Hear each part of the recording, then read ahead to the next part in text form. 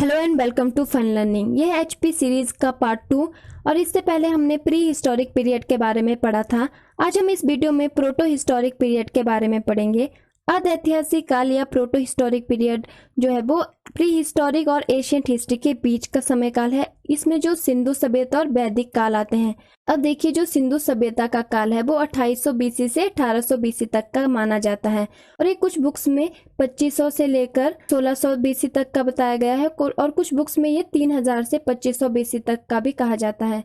जिस समय भारत में सिंधु सभ्यता थी उस समय क्या है, हिमाचल में कोल, किन्नर, नाग और खस जातियां रहती थी और आज की वीडियो में हम इन्हीं के बारे में पढ़ेंगे। अब सबसे पहले देखिए कोल। और ये जो कोल जाति थी ये हिमाचल में आने वाली सबसे पहली जाति थी और इन्हीं को यहाँ के मूल निवासियों में कहा जाता है। और जो ये कोल जाति है इन्हीं को आदिम आग्नेय या निषाद वंशी कहा जाता है और इन्हीं कोलों को दास और दस्यु नाम से भी पुकारा जाता था। अब देखिए, ये जो कोल है ये भारत में उत्तर पूर्व की घाटियों से आए और फिर पश्चिमी हिमालयों तक ये फैल गए। अब देखिए, ऐसा माना जाता है जो हिमाचल के आज के कोली, हाली, डूम, चनाल, रेहड़, बड़ई, लोहार, तूरी आदि ये जो जाति के लोग हैं ये शायद कोल जाति से ये संबंध रखते हैं। और ये लोग क्या थे, झुंड बनाकर ये रहते थे। इसी के परिणाम में क्या गांव आबाद हुए और इन लोगों का मुख्य व्यवसाय कृषि और पशुपालन रहा। इनमें से जो कुछ लोग हैं वो शिल्प में भी रुचि लेते थे और जो कुछ विद्वान हैं वो शंबर को कोली जाति से संबंधित बताते हैं क्योंकि ऋग्वेद में इन्हें कोलितर कहकर पुकारा गया। तो देखिए, जो हिंदू धर्म और संस्कृति में नाग, गणेश इत्यादि जो पशु देवता है इन सब की जो पूजा करने का रिवाज है वो शायद इन्हीं जाति से हमें मिला है। अब उसके बाद देखिए किन्नर और किरात जाति। कोल जाति के बाद जो हिमाचल में वो किन्नर और किरात जाति आए और ये कैसे दिखाई देते थे, मंगोल आकृति की दिखाई देने वाली जाति थी। कुछ इतिहासकार इन्हें मानते कि तिब्बत के मार्ग से इन्होंने प्रवेश किया और कुछ विद्वान ऐसा मानते हैं कि जो पूर्व की ओर से ब्रह्मपुत्र नदी की और उसकी सहायक नदियां जो है उसके किनारे किनारे जो है ये यहाँ आए होंगे। अब देखिए, जो कुछ विद्वान है इन्हें क्या है, तिब्बती, बर्मा और फिर हिमाचल में आने के बाद ये मुख्य रूप से पूर्वी और मध्य हिमालय में ये रहे और इन लोगों ने क्या है, असम, भूटान, नेपाल आदि जो क्षेत्रों में इन्होंने क्या बड़ी बड़ी बस्तियां बनाई और ये फिर मोहनजोदड़ो तक ये फैल गए। और फिर ये जाति कैसी थी, पशुपालक जाति थी। पशुपालन इनका मुख्य व्यवसाय था और इस जाति के अंदर गणतंत्रात्मक व्यवस्था थी। ऋषि वशिष्ठ ने इन लोगों को शिशन देव कहा क्योंकि ये लिंग देवता की पूजा करते थे और वेदों में क्या है, इन्हें गुफाओं में रहने वाली जाति कहा गया और महाभारत में इन्हें हिमालय की निवासी कहा गया। किन्नर और किरातों को मैदानों से उत्तर के पहाड़ की तरफ भगाने वाले वो थे खस जाति के लोग। और जो किन्नर देश है वो एक समय में क्या थे, गंगा के पठार से लेकर पश्चिम में सतलुज और चंद्रभागा नदी के पठार तक ये फैला हुआ था। ये था किन्नर देश। और देखिए, जो किरात था, किरात गंगा के पठार से लेकर जो पूर्व के साथ लगते हुए नेपाल तक ये फैला हुआ था। उस समय पे रामपुर व शहर का भाग जो कि आज के समय में किन्नौर जिला है वो क्या, किन्नर प्रदेश के नाम से जाना जाता है। और जो ये किन्नर लोग थे वो किरातों की अपेक्षा शांति प्रिय थे, ठीक है। और जो उनकी जो स्वभाव था वो भी काफी अच्छा, सभ्य, सुसंस्कृत था और ये देखने में काफी सुंदर थे और उनकी जो आवाज वो भी काफी मधुर थी और ये कला प्रेमी और शिल्पी लोग थे। और कालिदास ने भी क्या, किन्नर लोगों का काफी वर्णन किया हुआ है। जो किरात है उनका भी कोई विशेष अवशेष तो मिलते नहीं है यहाँ पे, लेकिन जो सिरमौर का एरिया है उसका जो पूर्वी छोर है, महासू के जो उत्तर काशी के साथ जो लगने वाला एरिया है वहां पे ये माना जाता है कि कुछ प्रभाव जो वो किरातों का यहाँ पर अभी भी दिखाई देता है। किन्नर और किरातों के बाद नाम आता है यक्ष का। यक्ष जाति जो है उन्हें वैदिक साहित्यों में ब्रह्मा शब्द के द्वारा लिखा गया है और जबकि परवर्ती साहित्य में इन्हें क्या कहा गया, वीर कहा गया है।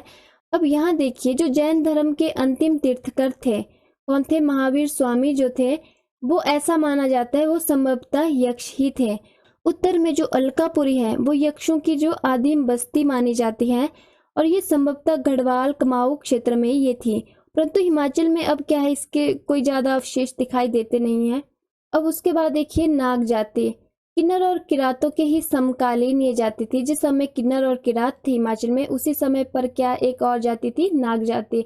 और जो ये नाग जाति थी इन्होंने क्या सारे प्रदेश में अपना प्रभुत्व कायम किया था और जो इन नागों का उल्लेख है वो हमें बहुत सी जगह पे मिलता है, जैसे वेदों में, पुराणों में, कई गाथाओं में, परंपराओं में और समुद्रगुप्त की एक प्रशस्ति में और अभिलेखों में, बौद्ध, ब्राह्मण और जैन साहित्यों में और लोक साहित्यों में भी। ठीक है, इन सब जगह पे क्या है, इनका उल्लेख मिलता है। अब ये देखिए, ये जो नाग जाति थी ये साकार भी थी और निराकार भी थी। ये मनुष्य भी रहे और ये देवत्व को भी पा गए। और एक समय में क्या था, पूरे भारत में नाग जाति का जो शासन था, कश्मीर से लेकर कन्याकुमारी तक, पंजाब से लेकर असम तक नाग का राज्य था। और किन्नौर के काठी ग्राम में जो उनके स्मृति चिन्ह है वो आज भी दिखाई देते हैं। आज भी जो है महाभारत और बौद्ध साहित्यों में नागों का जो वर्णन है वो भरा पड़ा हुआ है। और विष्णु पुराण में क्या है, 12 प्रधान नागों का वर्णन मिलता है, जिनमें क्या है, शेष, वासुकी, तक्षक, शंख, श्वेत, महापद्म, कंबल, अख्तर, एलापत्र, नाग, टेकिट और धनंजय। और साधारणतः 8 नाग जो है वो प्रसिद्ध है। उनके नाम है अनंत, शेष का ही दूसरा नाम क्या है, अनंत, पद्म, शंख, शंखुवल, वासुकी, कटेकिट, एलापत्र और तक्षक। और जो राज तिरंगणी के अनुसार कटेकट जो है वो कश्मीर के राजवंशों का भी संस्थापक था। और अब देखिए, खांडव वन में इंद्रप्रस्थ के पास जो है वो आर्यों ने तक्षक को हरा दिया था और उन्हें पहाड़ों पर भागने के लिए विवश कर दिया था। और उसके बाद क्या है, तक्षक ने हिमालय में जाकर नाग राज्य की स्थापना की थी। अब देखिए, जो पांडवों के समय में भी नागों का वर्णन मिलता है। जो पांडव पुत्र अर्जुन थे, उन्होंने नागराज वासुकी की जो कन्या थी अलूपी नाम की, उनसे गंधर्व विवाह किया था। और आज भी चंबा, कुल्लू आदि जो क्षेत्र है, और यहाँ पर आज भी वासुकी के अलूपी नामक नाग की उपासना की जाती है। अब फिर देखिए, जो किन्नर और किरातों की भांति नागों का भी हिमाचल में परास्त करने वाले कौन थे, वो खश थे। और आज भी हिमाचल में नागों के जो वंशज है वो है डोगरा और बीर, इनको माना जाता है। और उसके बाद देखिए, खश, जो खश जाति है उन्हें क्या कहा जाता है, उन्हें आर्यों की ही शाखा कहा जाता है। जो वैदिक आर्य थे उनकी ही शाखा इन्हें कहा जाता था। और ये क्या है, वैदिक आर्यों के भारत में आने से लगभग 4-5 शताब्दी पहले ये भारत में आ चुके थे। और ये जो खश जाति के लोग थे, इनका जो शरीर लंबा सुसंगठित था, साफ रंग के ये थे। और जो इनकी स्त्रियां भी थी वो लंबी, पतली, सुंदर, आकर्षक होती थी। और जो इस जाति के लोग थे काफी पराक्रमी वीर थे। और जो कुनैत है वो इसी जाति से निकले हैं। और यही खश जाति क्या है, कुनैत या कुलिंद खशिया नाम से भी ये प्रसिद्ध है। और ऐसा मालूम होता है जैसे कि ये जाति पूरे हिमाचल में ही फैली हुई थी। पूरे हिमाचल में जो है वो इनके अवशेष मिलते हैं। खशों की जो है आज भी क्या है, सारे हिमाचल में बस्तियां फैली हुई है। हिमाचल में जो खशों से संबंधित परंपराएं हैं, इनका वर्णन मनुस्मृति में, महाभारत और पुराणों में मिलता है। और इन खशों का जो वर्णन है वो मनुस्मृति में, महाभारत और पुराणों में मिलता है। जो मनु है उन्होंने क्या, खशों को क्षत्रिय से शूद्र होने का फतवा दिया। और ये खश लोग कहाँ से आए उसके बारे में जो है विष्णु पुराण में क्या कहा गया, जो कश्यप ऋषि है उनकी जो पत्नी क्रोधावशा थी, जो उनकी संतान थी, वही जो है वो खश थे। और फिर महाभारत में क्या कहा गया, जो ऋषि वशिष्ठ की गाय नंदिनी थी, उन्होंने क्या, विश्वामित्र से अपनी रक्षा करने के लिए खश आदि जो अनेक जातियों को अपने भिन्न भिन्न अंगों से उत्पन्न किया। और वायु पुराण में क्या कहा गया, जो ऋषि वशिष्ठ है, राजा सागर के हाथों खशों के समूल नाश को इन्होंने रोका था। जो महाभारत के द्रोण पर्व है, वहां से क्या पता चलता है, जो खश है वो महाभारत के युद्ध में दुर्योधन की ओर से लड़े थे। और आधुनिक खोजों में जो विद्वान है वो ये मानते हैं, जो ये खश लोग हैं ये भारत के बाहर से आए। और ये जो खश लोग हैं वो मध्य एशिया के मूल निवासी थे।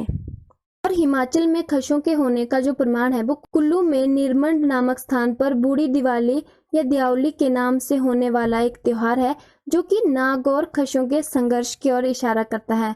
और दूसरा क्या, भुंडा उत्सव जो है वो खशों का ही त्योहार माना जाता है।